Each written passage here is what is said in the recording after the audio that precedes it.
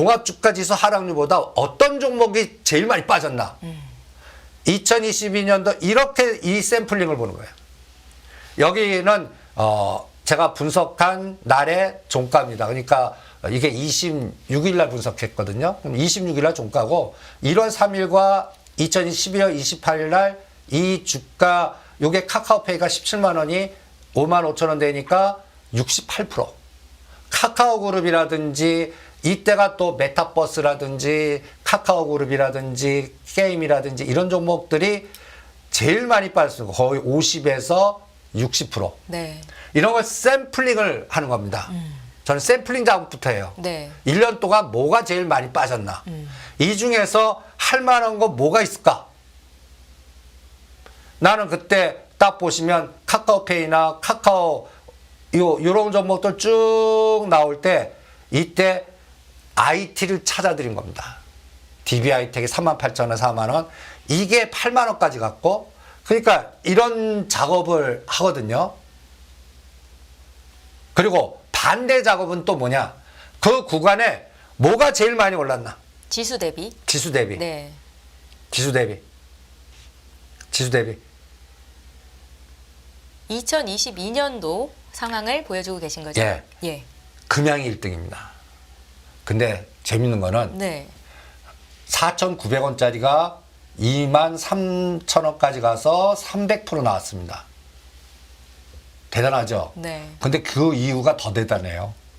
그러니까 올해 그쵸. 주가 상승률이 더 대단하다는 말씀이시죠? 이게 10만 이게 더 2만 원짜리가 10만 원 더 갔고 그러니까 현대 일렉트로닉이 2만 원이 4만 원 가는데 얘는 8만 원. 요게 그런데 다른 것들은 상승한 것 대비해서 그 이유는 대부분 다 박살이 났습니다. 특히 코스닥 종목들은 하이드럼 질의를 보세요. 하이드럼 리튬 1000% 15배 갔는데 24,000원치가 7만 원이니까 거의 3분의 1 토막. 대부분 코스닥 종목들, 급등 종목들은 다 토막이 났어요. 네. 이게 2022년도 특징입니다. 그러면 금년 똑같이 해보는 거예요. 금년 1월 3일부터 오늘까지 뭐가 제일 많이 올랐을까요? 이 종목들입니다. 1등 포스코 DX, 네. 2등 비노, 3등 JLK, 4등 에코프로, 루닛, 이스페타시스, 레인보우 로보틱스, 한미반도체, 신성, 델타테크, 칩셋미더 다 감자핏이죠. 2차 전지, 로봇, 시스템 반도체, 의료용, 기기 관련된 거. 여기에 제가 자랑하지만 금년도에 저희 따라 지금 여기에 4개나 집중해 드렸습니다. 근데 결론은 뭐냐? 이제 이 종목들 다 매매 대상의 지혜입니다. 트레이딩 대상이에요. 네. 트레이딩 하실 분들은 알아서 하십시오. 근데 저는 이제 이쪽은 매매를 안 하고 실적 검증 들어갈래요. 금양처럼 2024년도에도 더 많이 오를 수는 있겠지만 그거는 리스크가 너무 크다라는 너무 말씀이시죠? 크죠. 예. 거의 금양도 대부분 거의 샘플이 50개 중에 하나. 네. 그 운빨 안 믿을래요. 그러니까 많이 오른 것만큼 최대 악재라는 얘기죠. 그러면 이제 반대 세상 볼래요. 반대 세상. 많이 빠진 것만큼 호재 없을 것 같아요. 네. 그러면 금년도에 지수는 보시면 2130에서 2660, 2270, 2600. 그래서 어떤 면에서 박스피예요. 큰 그림으로는. 네. 금년은 2020년은 3000대에서 2000대 하락. 금년은 박스피. 그러니까 금년은 지수 매크로 공포하고 좀 미적거리고 뭔가 비관론자들은 구자 실적이 엉망이었다는 얘기고 네. 금년은 종목 승부 보신 분이 수익이 개별주로 급등했던 종목장이었다는 얘기입니다. 네네. 그러면 지수가 2600 지금 시점이 아니라 올해 가장 좋았던 시점을 기준으로 잡아야 되는 거예요, 대표님? 일단 연초 대비지만 중요한 맥점은 네. 금년도 맥점은 저는 10월 달 같아요. 왜 10월 달이죠? 일단 10월 달이 네. 그 우리가 갖다 얘기해서 그 7, 8분 능선 시간으로 일로 놓으면 3분기 다 지나고 4, 4분기 딱 들어가는 매기 아닙니까? 네. 그럼 10월 달 정도면 모든 펀드 매니저나 모든 의사결정이 금년 성과가 대충 누가 나오고 이제 내년을 준비하면서 지금까지 나온 걸 어떻게 정리하고 어떤 포트폴리오에서 2024년을 준비할까를 기초적으로 집중하는 그 몇 개의 시작점이 이거는 일반 투자자 기준 아닙니다. 네. 운용사라든지 사모펀드라든지 이 바닥 선수들의 기준점이 딱 10월 달 정도거든요. 나스닥도 그 10월 달에 12,500에서 지금 15,000대까지 아주 급등했고 거기서 중심 주도주들이 매그니피전트 기술주 그리고 우리나라도 같은 에너지가 나왔던 때입니다. 그러면 벌써 10월 달에 전략 잡은 게 지금 이 현상이 보인 거거든요. 그럼 2024년은 이게 더 연속이 되냐? 그러면 가장 중요한 게 우리가 생각하는 상단의 맥점들이 다 뚫려야 돼요. 네. 삼성전자는 8만전자, 현대차는 20만 원, 기아는 10만 원. 이런 것들이 뚫고 뭔가 추세로 가는 에너지가 나오면서 뭔가 흐름을 주도한다면 이 장은 생각보다 더 가는 2,700이 뭐예요? 더 땡겨 버릴 겁니다. 근데 그거를 저는 1, 4분기 안에 실적이 검증됐는데도 외부 동향 네. 여기서 검증을 하고 싶어요. 그리고 그건 지수단의 검증이고 그리고 금년도는 300% 나온 게 굉장히 많아요. 여러분들 보시면 종목장으로 집중하신 분들은 금년도는 해피했습니다. 그런데 시가상위 종목들로 집중하신 분들은 그냥 평균 수준이에요. 그리고 사이클 잘못하신 분은 그냥 마이너스예요. 그러면 이제 반대 세상 볼게요. 예. 최고로 많이 빠진 거. 최고로. 올 한해 최고 많이 빠진 거. 예. 예. 거의 여기서 뭐 어떤 기회가 있을 수 있겠군요. 여기서 찾을래요. 그런데 종목들 딱 보면 여러분들이 사기 싫은 것만 있어요. 네. 보시면 90에서 80% 빠진 건 이런 것들은 매매 대상에서 제외해야 됩니다. 뭐 골덴에스라 올리페스라든지 여기서 제가 파란 박스 근 게 라더경 관련주예요. 서울가스, 대원방직, 삼천리, 뭐 다우데이터. 네. 저는 이런 거는 사자고 그럽니다. 오히려 배당도 줄 거고 예를 들어서 다우데이터는 매출이 9조에 영업이익이 7,700억이에요. 그런데 12,300원이에요. 네. 그런데 루닛이라고 금년도 최고 상승한 종목은 매출 200억에 영업 손실 300억, 400억이에요. 이게 정상적이지 않잖아요. 그러니까 이런 것들이 2024년도에는 지금은 라더견 후유증이라든지 네. 시장의 어떠한 그 에너지 때문에 잘 들어가지 못할 거예요. 그런데 저는 이제 가스 요금 올릴 것 같거든요. 결연 요금도 올라갈 것 같고. 총선 이후로. 예. 예. 그리고 또 배당 투자하려면 납폭 과다주에서 배당 많이 주는 걸로 하시는 게 낫고. 그리고 여기에 또 거버넌스 게임. 지금 거버넌스 게임이라는 거는 저는 기관이나 사모펀드들의 머니 게임이라고 표현합니다. 대주주의 탐욕, 네. 지분 싸움, M&A 이런 것들이 막 등장할 수 있는 거. 이런 것들을 공략하는 게 어떻겠나. 그래서 금년도 2024년도에서는 라더경 관련주 중에 그 가스주하고 네. 빅데이터주만 권해드리고 싶어요. 가스주하고. 그럼 삼천리 서울가스거든요. 그 다음에 다우데이터. 이런 것들만 한정해서 이제 사놓고 우리 2024년 말에 한번 점검해보죠. 얘가 얼마까지 가 있나. 중간에 매매 안 하겠습니다. 네. 그렇게 한번 전략을 짜보고요. 그 다음에는 근데 대표님, 2024년 이제 어떤 섹터나 어떤 종목을 사야 되냐라고 이제 저희가 질문을 드릴 때는 사실 주도주를 많이 언급을 해 주시잖아요. 근데 지금 말씀하시는 이 라더건 사태 관련해서 급락한 종목들이 사실 주도주가 될 수는 없고 비중도 뭐 100% 이렇게 실어갈 수는 없는 종목들 아니에요? 한 30% 정도로 그 가능할 거라고. 정도도 담아도 될 만한 종목인가요? 예. 아니 매출 구조에 네. 영업이 7,700억인데 지금은 시장이 비정상적으로 저는 작동하고 있다고 보거든요. 네.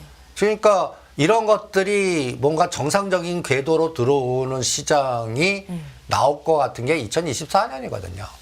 그리고 2024년 상반기 주도주라면 테마주 찾아야 돼요. 스토리텔링을 만들 수 있는. 네. 테마주들 중에서 뭐 세스 관련주라든지 그 다음에 또 M&A 싸움판이 벌일 수 있는 거라든지 이런 걸 저는 거버넌스 게임이라고 자꾸 얘기하고 또 하나는 실적단이 우상향 되는 거. 지금보다 4, 4분기, 1, 4분기 실적이 계속 우상향, 매출 늘어나고 네. 그런 섹터를 찾아내야 되고 그 다음에 금리 인하 시대의 수혜. 금리 인하 시대의 수혜. 그건 당연히 바이오? 저는 바이오라고 예. 봅니다. 근데 바이오에서는 제거법을 작동해야 된다고 봐요. 제거법. 하지 마. 어떤 종목들이요? 지금 JP모건 헬스케어 컨퍼런스 관련해서 바이오주들이 좀 주목을 받고 있는 시장 상황이 펼쳐지고 있는데 어떤 네. 것들을 좀 제거해 볼까요? 2018년 기술특례로 상장한 기업 바이오 중에 네. 4, 5년 연속 적자 기업인데 아직도 벗어나지 못한 거.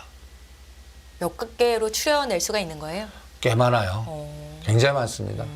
2018년, 19년에 기술특례 상장이 너무 많았어요. 네.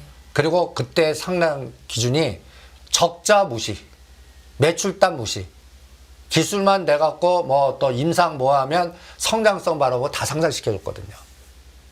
이런 것들 중에 5년, 지금 2018, 19 잡는 이유가 뭐냐면 그 한계가 5년이에요. 그럼 2018년은 5년 지나면 얼마예요? 금년 말이에요. 그럼 내년도는 안 봐준다는 얘기예요. 그 중에서 살아난 거랑 못 살아난 걸 걸러내는 작업이 3월달 감사보고서에서 나올 것 같아요. 그러면 이번 기술특례 기업들 중에 감사보고서 칼날은 굉장히 엄할 것 같습니다. 그게 피해 숙청이 나올 것 같아요. 네. 그걸 미리 생각하셔야 돼요. 그래서 내가 오죽하면 루닛이나 분효도 하지 말라는 게 이게 혹시나 지금 들고 계신 분들은 빨리 정리를 하는 게 좋겠군요. 저는 정리하라고 그럽니다. 정리하라고 그래요. 네. 그거 갑자기 어떤 종목은 거래 정지 당하실 겁니다. 네. 이런 게 3월 달이에요. 그거를 대비하시고요. 그래서 제가 이 루닛도 보시면 이거 검증해야 돼요. 이 빨간 색깔이 좀 줄어들어 까만 색깔 나와야 돼요. 매출단도 증가하고. 이거 확인하셔야 됩니다. 그리고 최근에 이제 루닛 팔아갖고 루닛 세력이 뭔가 사모펀드가 툴젠으로 가서 뭐 유전자 가입 브랜드 해갖고 이때가 우리가 3만원, 4만원 사이였는데 이게 8만원까지 가서 이거는 또 매도하고 하지 말라고 그랬거든요. 이것도 이제 왜 매도하고 하지 말라고 그랬냐면 얘도 연속 적자 4년이에요. 매출단 보세요. 11억, 7억, 16억, 7억. 네. 아까 다우데이터하고 비교해보세요. 9조에 7천억, 12,3천원이에요. 네. 매출 7억에 영업 적자 190억이에요. 7, 8만 원이에요. 이게 상식적입니까? 그러면 이 상식 에너지를 커버하는 이 급등량이 뭐냐? 다 세력 에너지야. 거기에 저는 팔로우 더 맨들이 딱딱 보입니다. 팔로우 더 맨. 그 에너지가 국가의 어떤 법률 변화라든지 이런 것들이 나오면 유지가 안 되고 가장 중요한 거는 내가 펀드 그걸 관리할 수 있는 펀드의 책임에서 잘려봐요. 그리고 새로운 사람이 들어와요. 그럼 새로운 사람이 들어오면 뭐부터 하는지 알아요? 전임자 지우기 다 숙청해버려요. 종목을. 그 작업이 또 금년 1, 4분기 최대 저는 악재라고 봅니다. 이게 현장 데이터 동향이거든요. 네. 지금 여러분들 지금 태양건설 노이즈도 많잖아요. 뭐 아무래도 살리는 건설주 좀 여쭤보려고 했어요, 대표님. 그거보다 네. 그것 때문에 이 자산 운용사들 중에 부동산 쪽은 지금 어떤 작업하고 있는지 압니까? 원래 큰 호황에서 다 은퇴합니다. 네? 다 은퇴해요. 자기한테 총알 다 나올까봐 미리미리요? 벌써 다 했습니다. 이거는- 그러면 지금은 네. 어떤 점 뭔가 모르는 신빙 새로운 사람 해놓고 폭탄 제거반 투입시켜 버리는 거예요. 그 책임질 사람이 있어야 될 거 아니에요. 네. 나는 그게 또 상반기에 나올 것 같아요. 건설주가 어려울 거라는 말씀이신 거죠? 아니 그 건설 업하기는 어렵고요. 네네. 근데 그거를 이제 정부가 금리 인하하면서 뭔가 재정 정책으로 커버하는 SOC는 할 테니까 뭐 철도라든지 이런 거를 커버할 거고 제가 얘기하는 거는 우리 방송 제목이 팔로우 더 맨 아닙니까? 네. 현장의 자산 운용사 구조조정이 일어나는 거죠. 증권사 구조조정이 일어나고. 간단히 예를 들어서 부실 건설사들이 정리가 확실히 될 거라는 말씀이신 거죠? 아니요. 그것도 아니에요? 그 자산 운용사는 운영력들이 다 정리된다는 얘기죠. 그럼 펀드가 정리된다는 얘기예요. 네. 펀드 청산도 들어가는 거 있을 거고 이름 바꿔갖고 다른 걸로 바꿔버리는 것도 있을 거고 그 작업이 2024년도 상반기에 들어갈 겁니다. 이게 저는 가장 무서운 칼날이에요. 뭘 피해야 되는 거예요? 예? 어떤 것들을 피해야 되는 거예요? 간단히 예를 들어서 라더견 사태 말고 네네. 라임 사태 나왔을 때 음. 그때 어떤 현상이 나왔죠?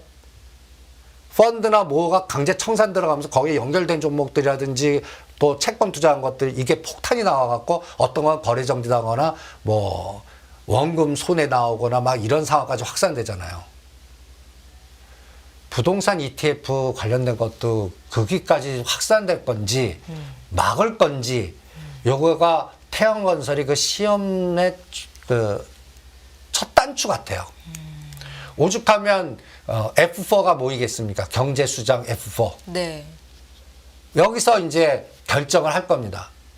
그래서 태양건설이 단기간에 어떤 큰 손이 태양건설 지분 사갖고 뭐 이분은 3년 지나면 이게 파산 상장 폐지 만들면 큰 돈 벌 거예요. 저는 벌 것 같아요. 그 대신 한 40~50% 마이너스를 각오하고 들어갔을 거예요. 그리고 태양건설 그룹은 제가 그게 어떠한 그 트리거가 될 수 있거든요. 그래서 제가 태양그룹 하는 때는 SBS 해라. 왜냐면 살아나려면 SBS 매각하면 방송국은 눈이 빨개갖고 인수 들어갈 테니까. 그래서 오늘 태양건설 워크아웃 얘기하니까 태양건설은 급락하면서 SBS는 급등하는 이런 현상이 시장에서 나오는 것도 그 이유거든요. 요런. 네, 네. 근데 태양그룹 입장에서는 SBS 절대 놓으면 안 되거든요. 돈줄인가요? 예. 담보 잡고 그것만 팔릴 수 있을 겁니다. 그것만 잡아갖고 누가 인수 자금을 끌어줄 수 있으면 방송국 팔아라 그러지 딴 거는 의미가 없거든요. 그러니까 이런 부분이 지금 1·4분기에 우리 검증을 해야 되는데 저는 F4들이 지금 가장 걱정하는 게 이런 내부 부동산 이게 그동안 자꾸 연장했거든요. 네. 오죽하면 제가 메리츠금융 지주 롯데그룹과 일조 펀드 만들어서 자기네들 해갖고 성과급 받고 수주받고 해서 주가 25,000원짜리를 5만 원까지 급등시키는 더블 만들어버리는 이게 현상 아닙니까? 그런데 실제로 환율이 치고 나가버리면 국고채 공격 들어가면 별 생각을 다 하는 거죠. 그러면 지정학적 리스크가 또 떠오를 거고 네. 이러면 이게 우리나라 쪽으로 압축이 돼버려요. 공격 우리나라만이에요. 그러면 우리나라 숏 간단히 예를 들어서 일본 롱, 미국 롱 이렇게 가버리면 어떡해요? 그거를 환율로 커버 체크해야 되는 게 또 1, 2, 3인 것 같아요.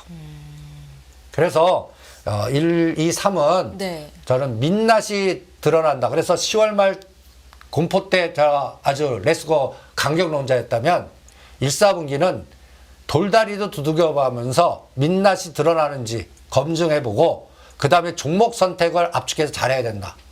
그래서 많이 빠진 것 중에 최악의 경우 주가가 200포인트 부러져도 오히려 오를 수 있는 거, 안 빠지는 거 이런 거를 찾아내는 게 중요하지 않나. 그리고